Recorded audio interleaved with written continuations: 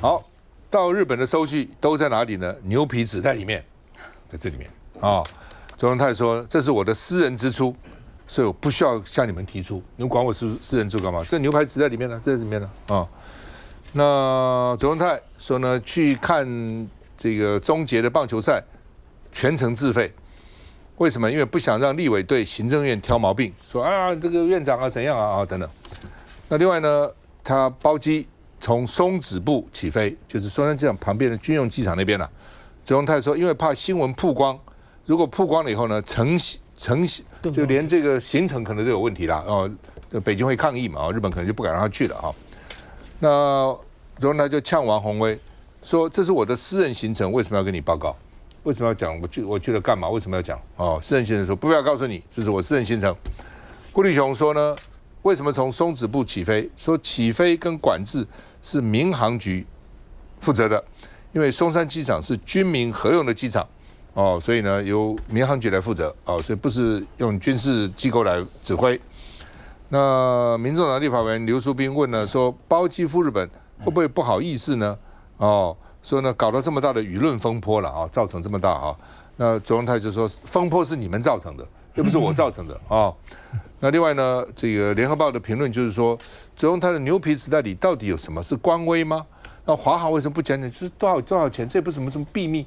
这么重要的事，大家都要问呢、就讲讲这个包机多少钱呢、替华航也做个宣传，以后搞不好很多人都想包机啊，也不讲啊，到底什么意思呢？我们看一下，立刻拿出证据啊！拿出来你怎么办？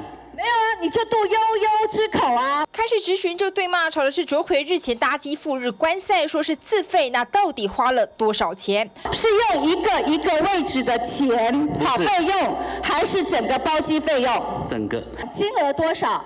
华航告诉我，这个它有商业上的顾虑，但是就是合于一般的行情，单据都在这里。哦，那你就赶快拿出来啊！随后两人争论贪赌和公系私用争议，线上媒体紧盯着牛皮信封，但卓奎只拿出一点点。不过既然说这趟是私人行程，那怎么定义这航班？我是包机，不是专机。经过中山机场，真的笑死人了！我只要新闻被泼出来，我可能成型都有问题。既然说是包机，外界就质疑怎么从松止部营区上飞机。有蓝营粉专声称致电松止部询问能否包机。新闻给出来的不一定是对的，然后你打来，我帮你的意思是什么？松山机场是一个军民合用的一个机场，我们跟民航局本身本来就有一个协定哦，我们可以运用航空那边的机坪，那它也可以运用我们这边的机坪。老沈怎么看？你觉得今天王宏威委员跟周荣泰的过招啊，最后谁占了上风？你觉得呢？没有，你评论嘛，你讲嘛。你怎么不回答我的问题？你应该有感觉。你说吧。我觉得两边啊都是有备而来的。好，因为昨天王宏威就讲，就在别的节目里头，他要问什么，所以其实也不用说漏了口风，因为政府也晓得他的弱点在哪里，所以呢，周荣泰也是真的是准备起云来。不过我要问你，他那个牛皮纸袋里头真的有东西吗？有没有可能这个跟诸葛亮的空城计，这个是一个空袋计？有没有可能？有一张纸啊，我抽出来有一张纸 A4 纸，我知道啊，那个算吗？那个算。所以我觉得单据的话不会是一张 A4 纸了。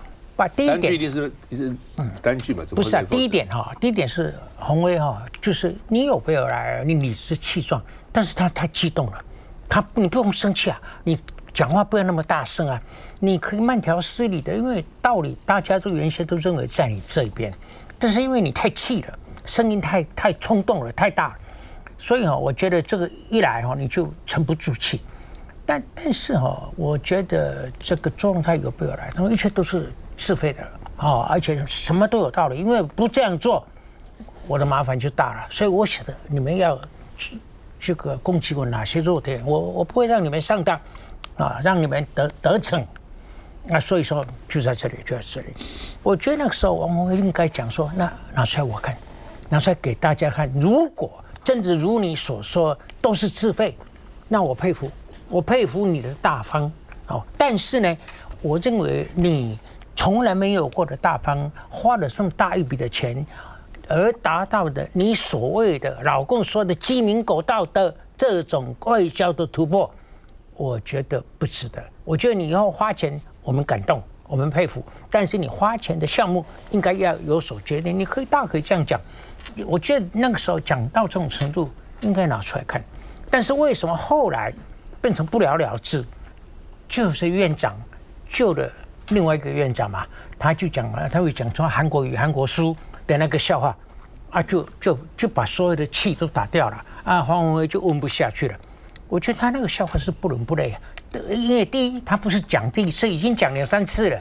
还有第二点呢，他说人家骂我韩国书，为什么不讲名字改成韩国书？我都没有生气。哎，韩国书你生气什么？韩国书是全国人民都肯定的，都好。你拿这个笑话来抵消掉王宏威对质问这个周永泰院长的质询啊，我觉得你这个插这个嘴，你是在帮周永泰的忙。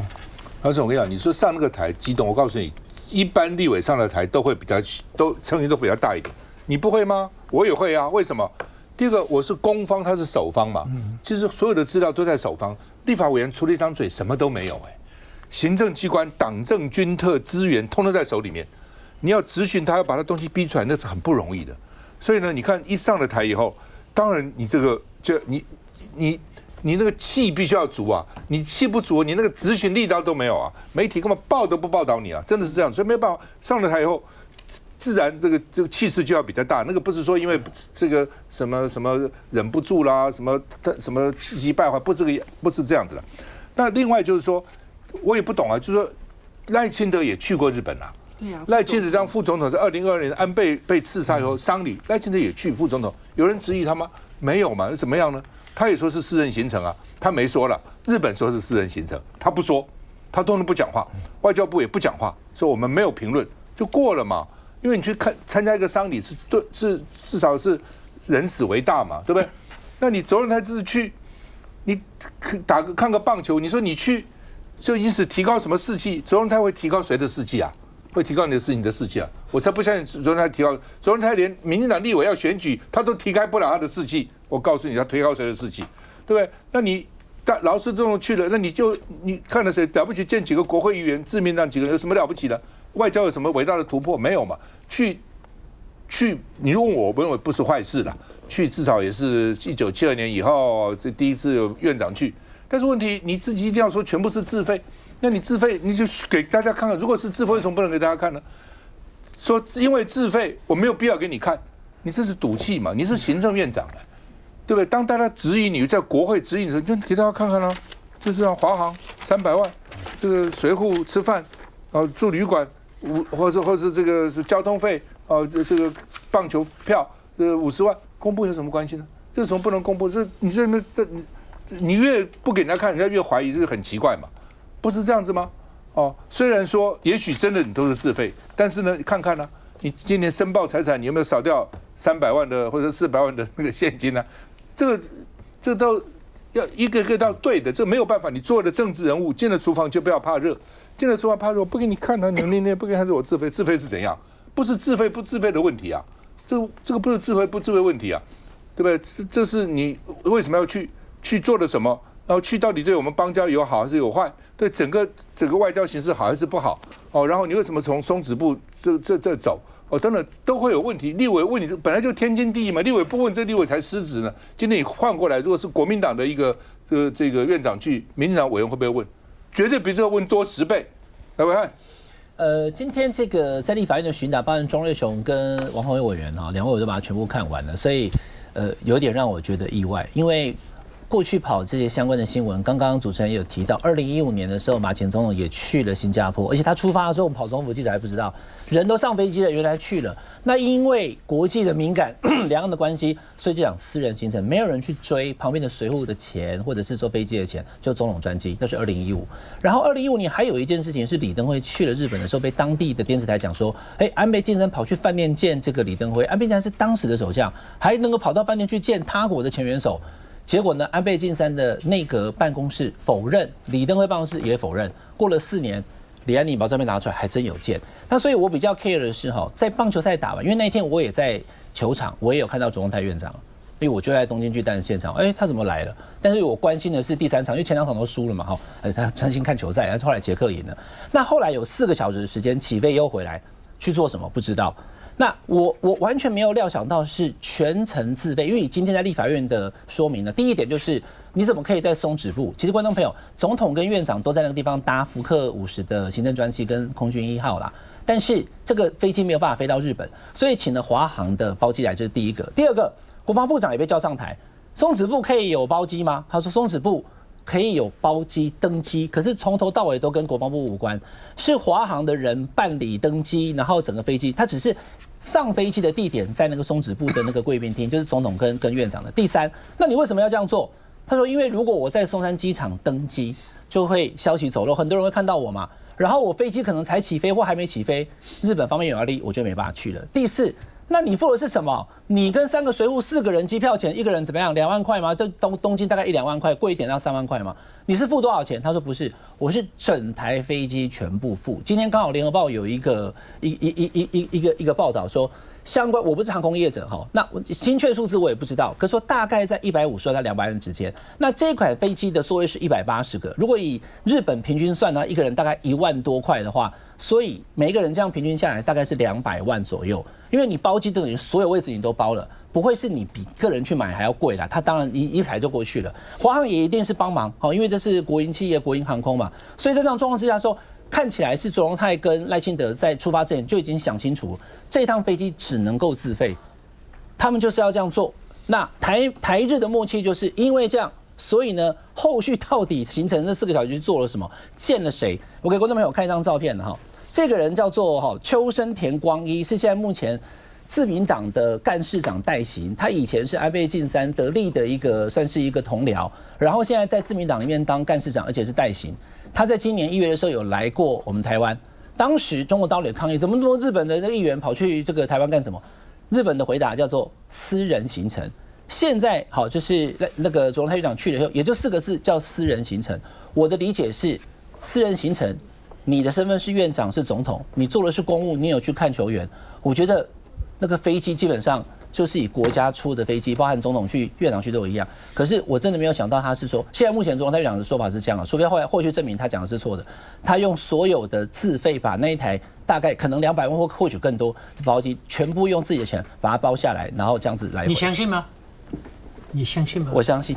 你相信？以今天的发展看起来，他在立法院这样的讲法，如果只是外面的人写什么侧写报道的话，因为我一开始根本没有想到会是这样。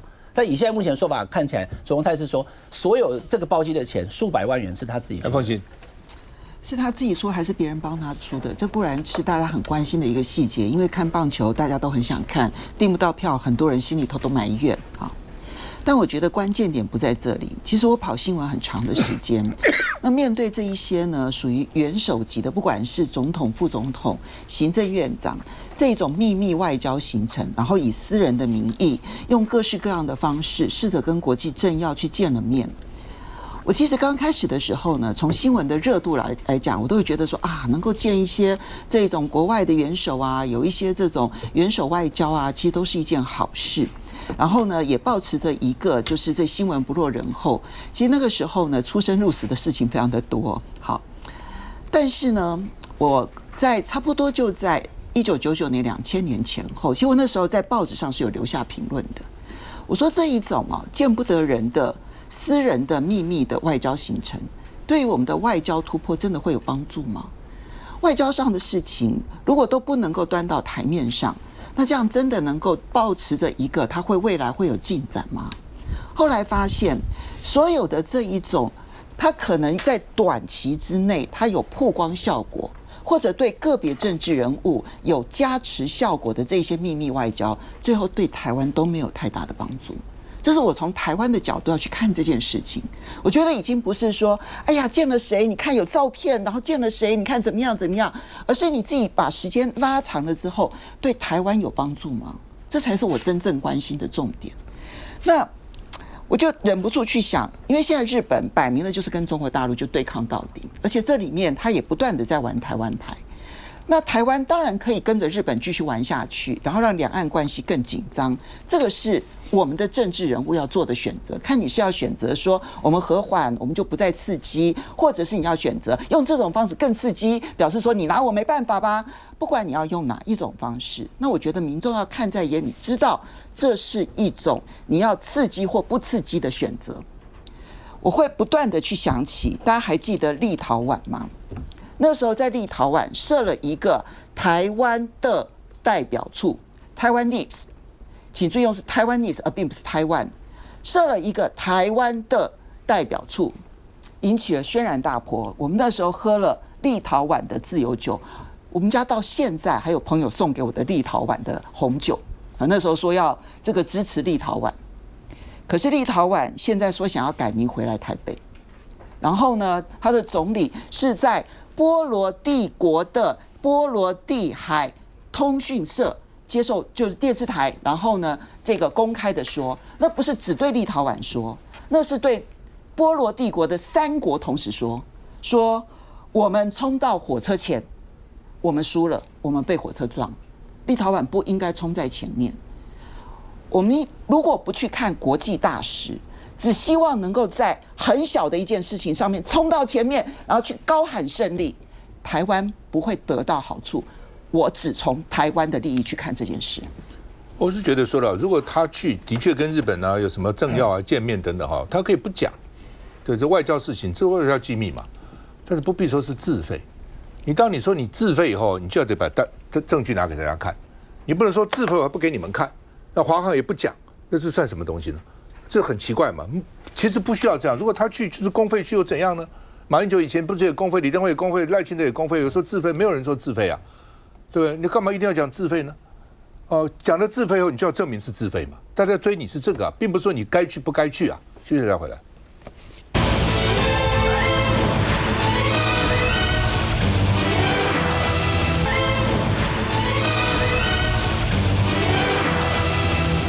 好，那么到底卓荣泰知道日本有没有跟政府人士接触？日本的官房长官说，私人行程没有跟政府官员接触，但是呢，管碧玲昨天讲一定有接触啊，否则去干什么？那另外呢，管碧玲说呢，院长有艰难的政治局势的体察，所以自费是院长的承担那另外呢，国台办当然又骂了，说这是要卓荣泰是窜访日本。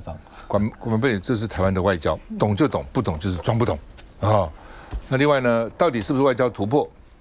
那谢志伟说呢，中国的反应就给答案了。所以如果是不是突破，中国怎么会反应那么强烈那另外呢，这个卓荣泰今天跟这个王宏伟吵，大家有看到嘛？卓荣泰说：“你生什么气呢？只有中共生气，还有你们国民党在生气，所以你们生，其他人都不生气。那你们跟共产党一样，为什么生气呢？我们看一下。”卓回快闪日本行，引发中共怒视。这种见不得人的勾当和伎俩令人不齿，中方高度警惕，坚决反对日方妄图在台湾问题上打擦边球、搞突破。中国发言人口出恶言，说的那么难听，先压迫我们，用那样的形容词骂我们的行政院院长，我们要谴责，我们不能接受。我们支持院长的声音要大一点，我们对中国的谴责的声音也要大一点。这就是台湾的外交，这就是我们的外交。我们要看得懂，看得懂的人就懂，看不懂的人可能也是装不懂。政府としてコメントする立場にはありません。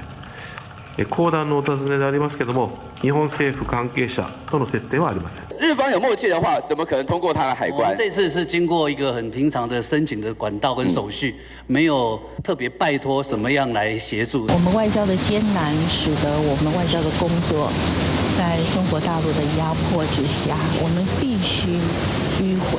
所以我说得很清楚，明眼人都知道这个问题应该怎么看。院长有他的承担，院长有他对我们艰难的政治局势的体察，自费是院长的承担。外交上有很多事情只能做不能说，但事后怎么把故事说好，也是一门考验。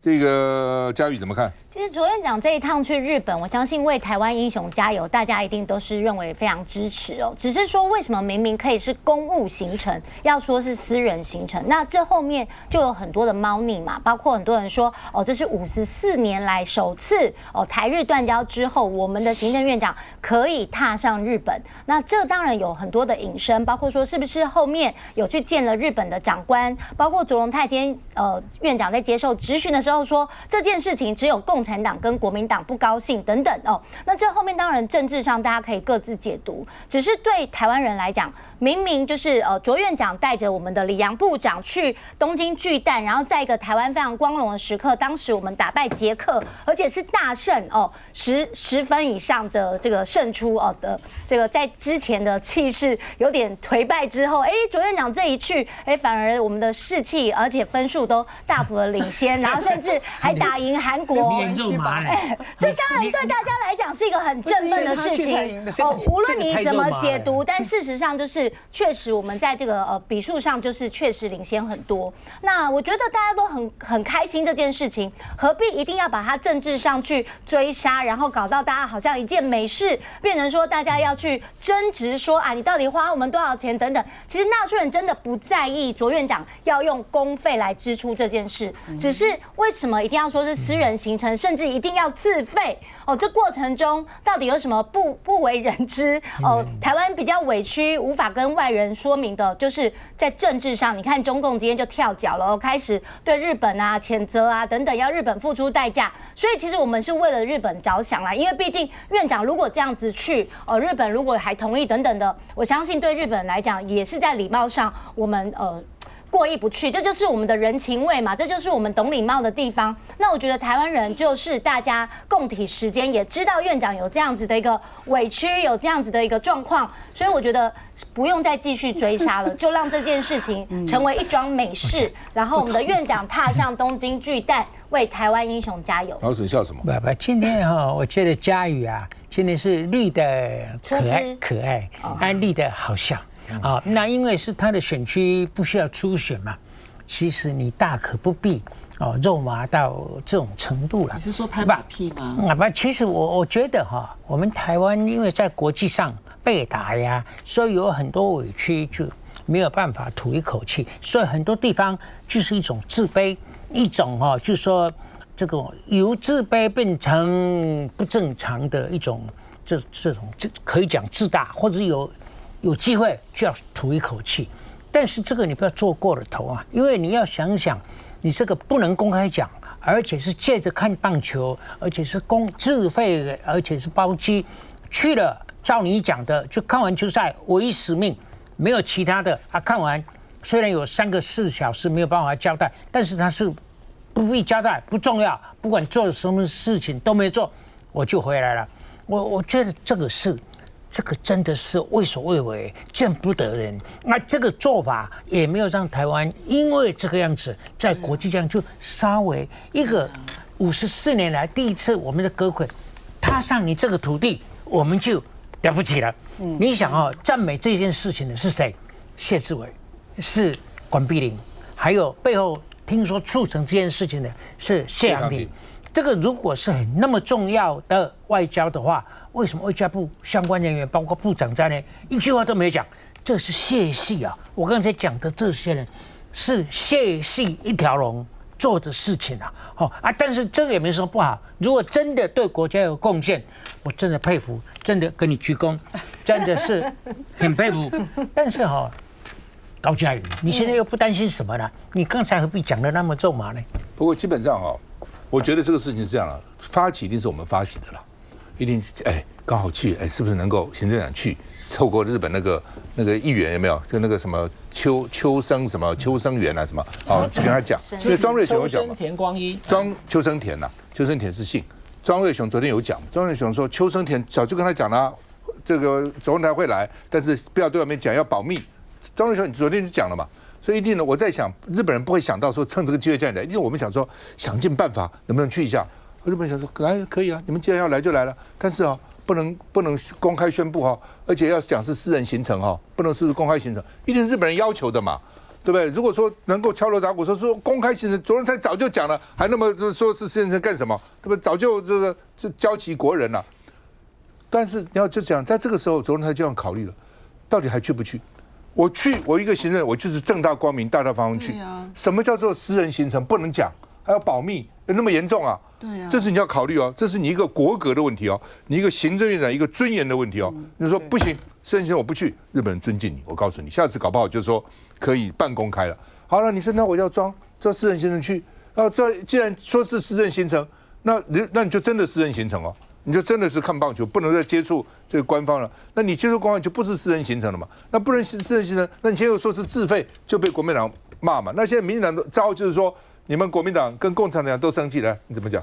我先讲一下，刚刚嘉瑜讲为什么我们大家都在笑啊？他说这个捷克大营那天因为卓院长在现场，那我就忍不住说前面输的是有谁在现场去带谁哦，所以应该不会是这个原因啦哦。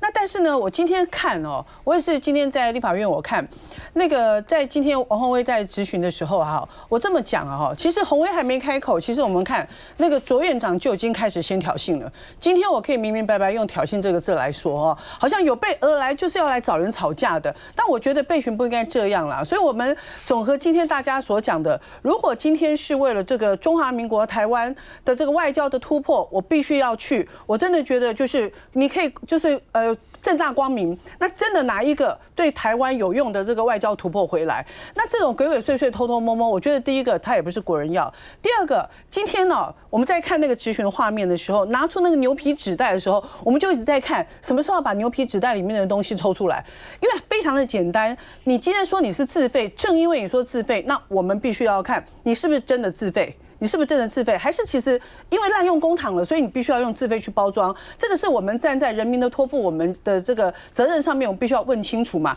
所以今天如果你觉得我是自费的，而且看起来又要抹红，说只有这个中共跟国民在野党这个在生气，我觉得这个都不好。把它说清楚、讲明白，你把单据拿出来，哪一笔钱是怎么来的、怎么做的，把它说清楚。我觉得就像刚刚大佬讲的，你今天如果是去自费的，那我们觉得我们佩服你嘛，但所以我们怀疑。那再者，我觉得大家去质疑说你从松止步这件事情哦，就是不是没有道理的。那以后是不是其实只要企业家今天有钱，愿意包机，通通可以从那里去走呢？我必须强调。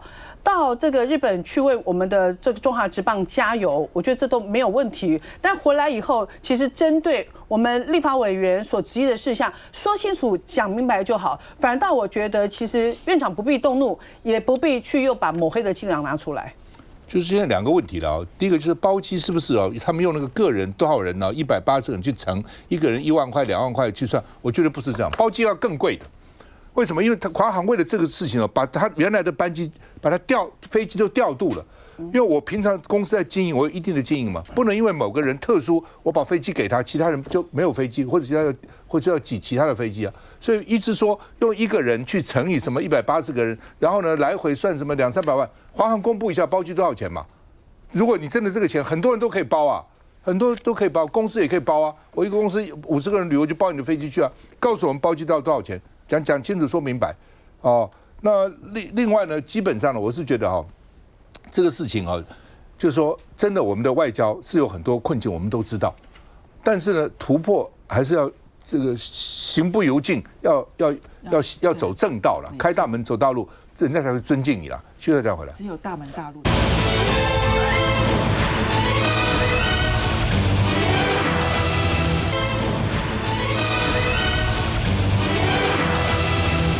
好，日本第一批日本产的长程飞弹1000公里射程进驻熊本，哦，因为很近啊，所以呢，它的射程会触及中国本土，哦，中国本土触及啊。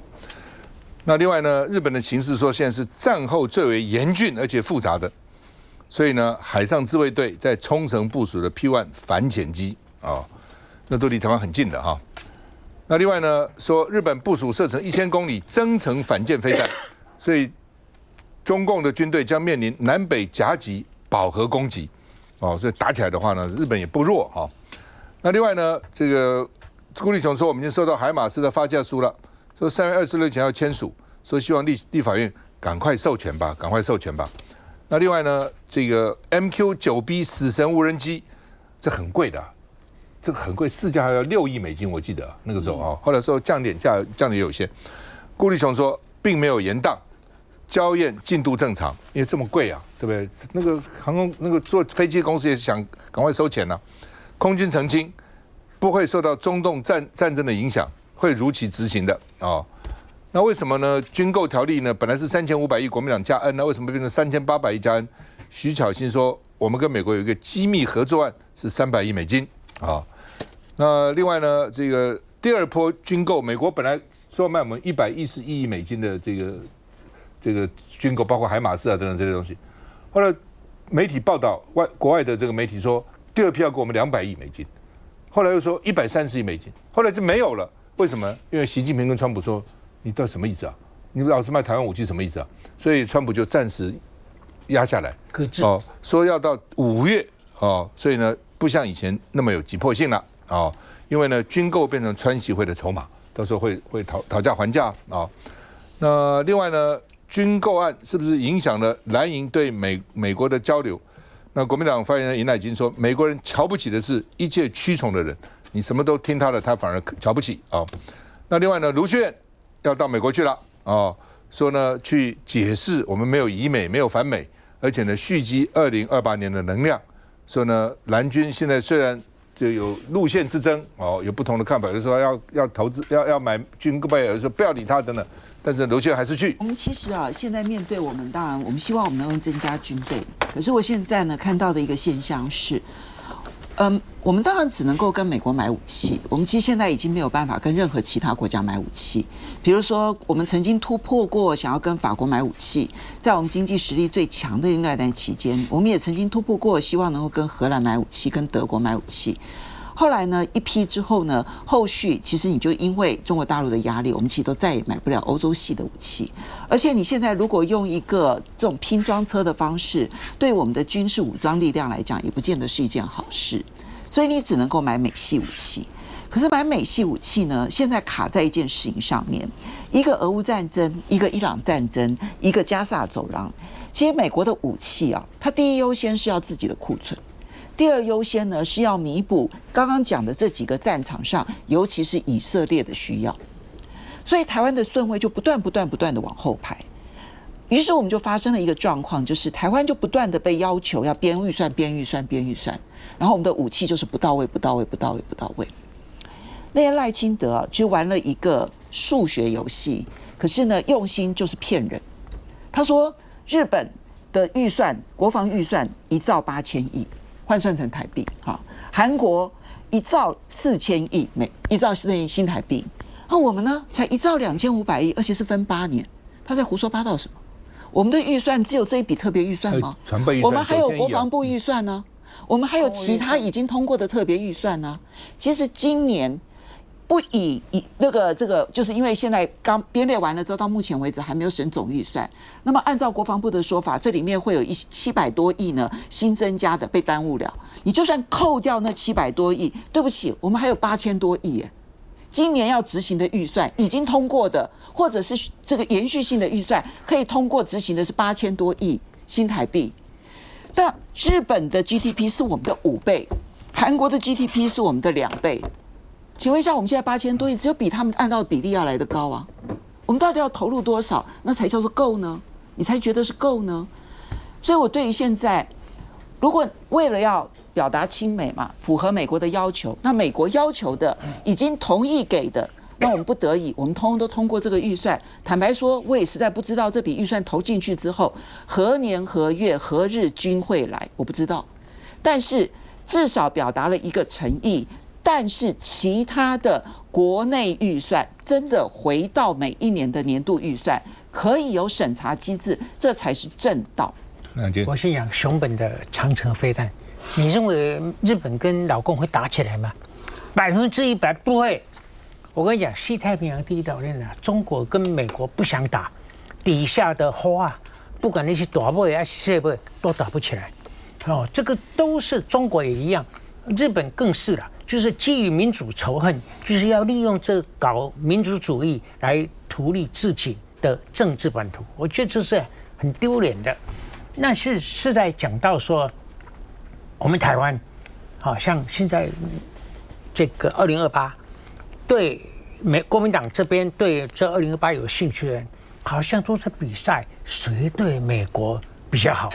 我觉得这个好无聊，也好丢脸。你想。我已经讲过，我们这个小国啊，就没有人会公然反对大国，所以抗中没搞头，抗美反美或者是以美也没有搞头。你不要专程去美国说是为了去反驳或者排除任何以美论，多此一举。我觉得大家去讲说，谁是3800，我是7000，他是9000，但是这样，这个是无聊。我觉得你对美国不是一面巴结一面奉承，人家就说，你将来选总统的时候我挺你，是这样吗？我跟你讲，老美绝对不是这样的，是你现在在国内得到老百姓的支持，你的气势起来了，老美觉得你无害，你对我没有什么害，他就自然会挺。现在大家急忙着跑到美国去说，我对你最好啊，我绝不以美，我觉得这个会给人家看不起。休息一下再回来。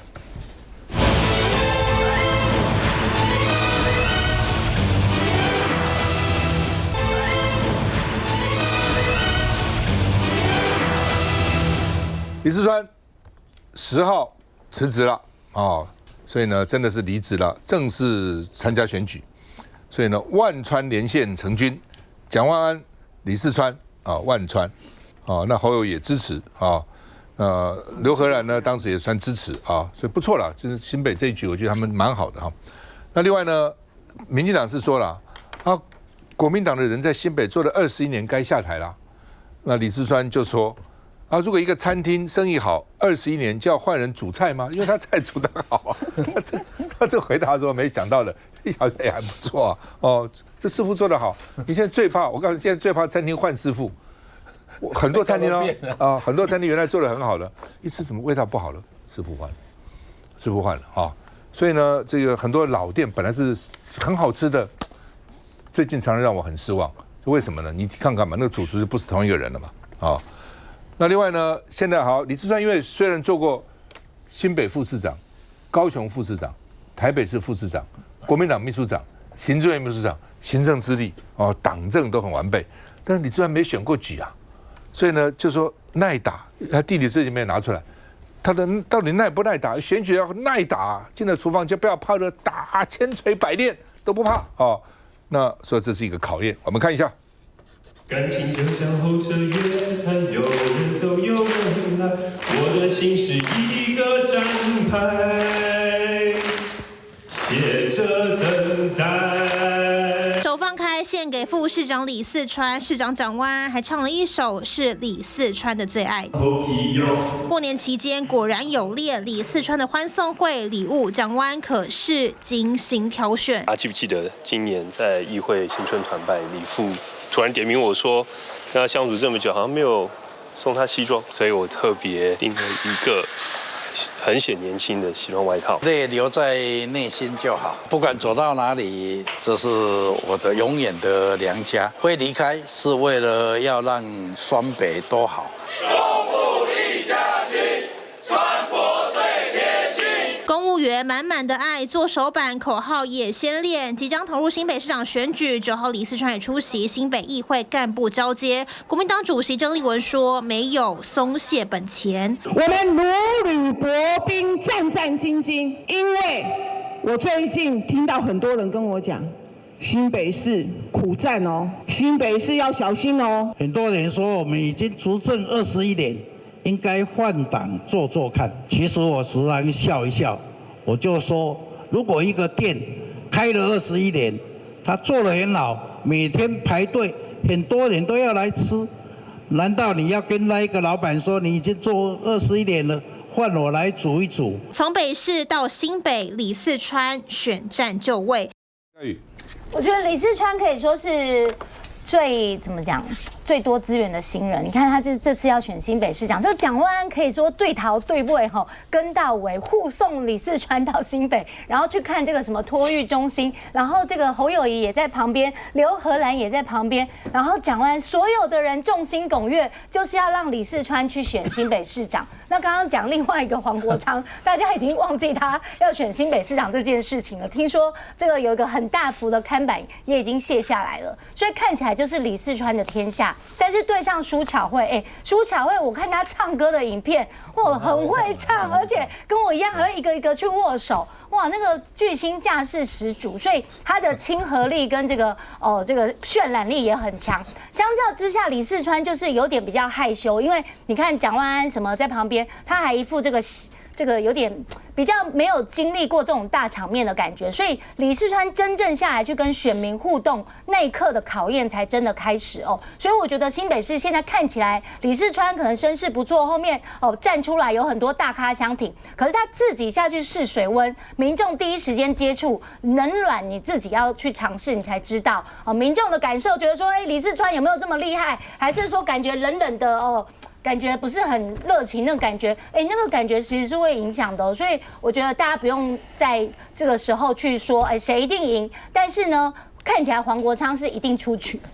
不过民主的可贵在这里了，民主是一票一票嘛，一个手一个手握出来，就是这样。所以李世川现在要走进这个选民当中去握手嘛，本来就是如此啊。来，伟汉，新北这一局我刚刚算了一下，只剩8个月了。其实并没有想象中这么久，现在都已经3月了，11月20几号就要投票了。李世川正式投入之后，刚刚嘉瑜讲的第一关就是黄国昌什么时候跟李世川要做个决定，3月底嘛，那就是很快了。那之后呢，就会变成是蓝白这一组跟苏巧慧 PK。那苏巧慧确实有人讲说，新北市你看像朱立伦8年，侯友宜8年，还有之前的这个周习伟20几年了。不用看啦，就是这个新北市毫无机会，但是要看他的那个最后他的那个票数会是多少，因为过往在新北市，民进党其实派过很多大咖来选，蔡英文、苏贞昌，其实很多游锡堃都选过，所以呢，新北市这一局，因为李世川正式投入之后，我觉得后续再去看，因为先前做过很多次民调，都是在没有正式投入后，我想看看李世川成为候选人之后，大概3个月后的那个民调应该会比较准确啦。那至于台北市蒋万安市长，到现在为止还不知道民进党的参选人会是谁，也就知道这一局对整个民进党擘画来讲，绝对不是要攻城略地的地方啦，它是要保守能够稳住40%跟席次的地方，可是也一定不会派出没有办法造成任何影响的选将来。我认为郑丽君可能是最有可能成为民进党台北市长的人选。老沈，我觉得嘉瑜今天对党的忠诚度100分，有提升真的100分连这个连这个李世川的腼腆他都有可能把它讲成缺点我觉得李世川不是一定要像你这样去到处唱歌啊，到处这样啊，因为他是个腼腆的本身就有加分了。但是我觉得现在因为终于出来了，那蒋万安挺他这个就万川连线还不止嘞，将来这个台中底定了以后，人家去蒋启川，是蒋启川连线所以这个外溢效应，这个蓝营难免为之一振我没有像你那么肉啊，我平时的来讲。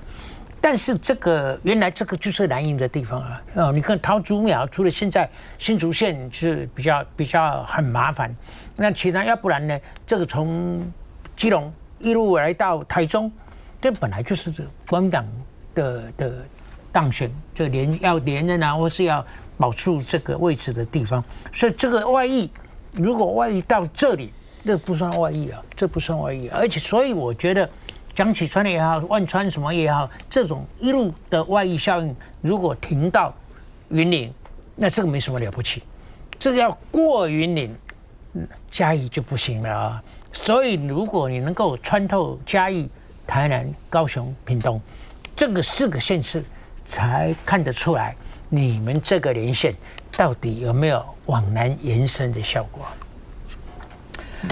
在这个李四川跟刘和然整合成功，其实我们国民党在当时就是士气为之一振那当然刚才讲到说国民党在新北执政20几年，我必须要讲一路以来我们看到每一任的这个县市长都做得非常的好，不管在新北市幅员这么广大的建设、社会福利等等，每一任的市长其实都可以拿出很棒的政绩，那当然就会得到这个市民的支持跟肯定嘛所以呢，刚刚在讲说，因为做这么久，所以要换人做看。我真的觉得就是为赋新词强说愁找不到理由讲这个来说。那人家也有讲这里厝那起个就好的，起一半师傅嘛被当娃我台语这样讲还可以吗？对，还可以对，就跟厨房一样对，就类似像这样子。所以我想我们过去因为做得很好，所以才能够，我想川博在新北市是得到很大的支持的不过呢，我必须要讲，就是说刚刚大佬讲，我觉得是很对的。其实这个连线这个外溢其实这样。看来国民党其实在2026这一场选战，其实是要打一个团队战，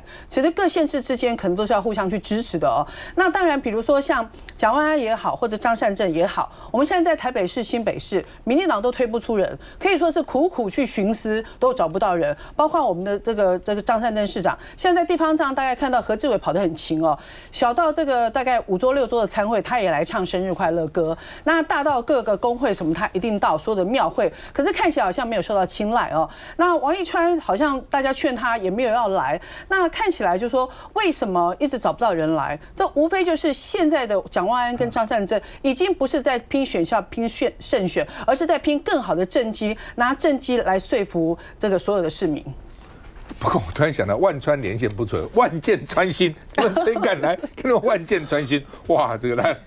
他们最怕的是，如果他们连线到了其他县市的话，到处都发布了民进党的万安警报，这是他们最害怕的。其实我蛮佩服李四川一件事情，因为我最近就是会收到一些啊，就是台北市政府各个局处啊，然后部门啊，然后李四川可能去跟他们道别这样子，他们就会准备一堆的那种，就是非常舍不得李四川的那些欢送的那场面。我也想说，他在他的台北市政府内部的这个人员还真的是非常的好，就有点像是呢，他其实在当新北市副市长的期间，其实每一个里长他都是叫得出名字，这一点就是看得出来他做人的用心啊。但是我其实蛮感慨的，就是说，在国民党内现在有2个候选人啊，都不是我们一般所认为的那种魅力型的领袖。好，比如说李四川还有张善政，他们都。就是说，他们第一时间都会让我觉得说，他们都是属于那种经历很丰富，而且你会发现说，他们确实可以解决问题的人。张善政也是啊，科技人出身，当过了学者，然后接着呢，到了国科会当处长，然后后来呢，因为这个整个的快速资讯网络建得很好，然后呢，宏基挖过去，然后 Google 把它挖去当亚洲区的总监。然后接着又回来当行政院的国科会的主委，然后行政院副院长到行政院长。他们参与选举都很晚了，都是已经到了中后段的时候才开始参与选举。他们不是我们传统认为的那种魅力型的政治领导人，可是反而民众觉得他们做得很好，因为他们真的能够看到问题、解决问题。所以我会觉得，其实我一直都因为看选举来来去去，有时候看久了，对于谁赢谁输，我的感受已经不是那么深。但我觉得一个政治人物在面对一个县市，如果你要当县市长，你已经想好了蓝图，想好你要做什么，我觉得比较重要，因为这个县市之后就会进步得很快。我觉得这才是我们要的候选人，希望他能够成为县市长的人。尤其地方啊，地方需要能够建设的人，台湾其实建设很多地方还是跟先进国家比还差很远。